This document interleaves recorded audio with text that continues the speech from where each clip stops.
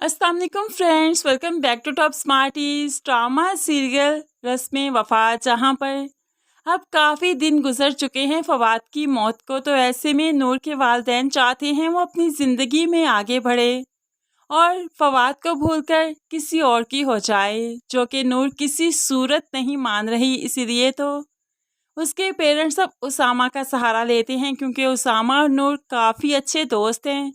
उन्हें लगता है उसामा इसे समझा देगा। जैसे ही उसामा समझाने आया तो नूर कह देती है, क्या तुम अपने दोस्त को इतनी जल्दी भूल गए जो मुझे किसी और का होने का कह रहे हो?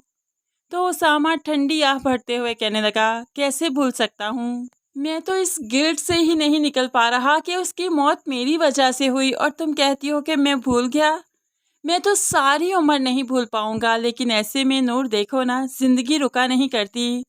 तुम्हारे माँ बाप के भी तुमको लेकर अरमान हैं, तुम उनके बारे में भी सोचो।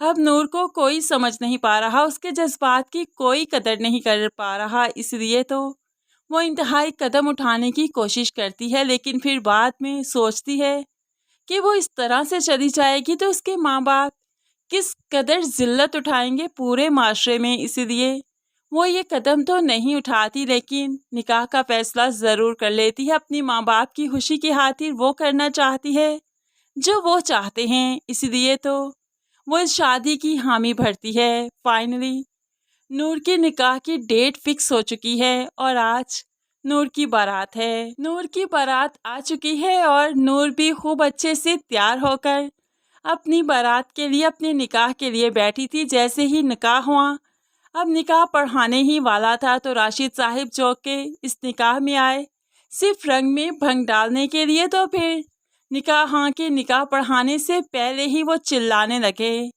अपने बेटे की बलि दे दीजिए, सदका दे दीजिए, इनकी बेटी पर से वार कर फेंक दीजिए, क्योंकि मैं अपना बेटा इनकी बेटी पर से सदका करके वार चुका हूँ। राशिद साहिब चीखते रहे, चिल्लाते रहे और हर मुमकिन कोशिश की कि लड़के वाले बदगुमान होकर बारात वापस ले जाए और नूर इसी तरह रह जाए। और फिर ऐसा ही हुआ। कौन माँ बाप चाहेगा कि ऐसी लड़की से शादी करे जिसका शौहर पहले ही बारात वाले दिन मर चुका है। तभी तो बारात वापस चली गई। नूर बहुत रोती है, एक बार फिर से इसी स्टेज पर खड़ी है कि आज फिर बारात वापस चली गई।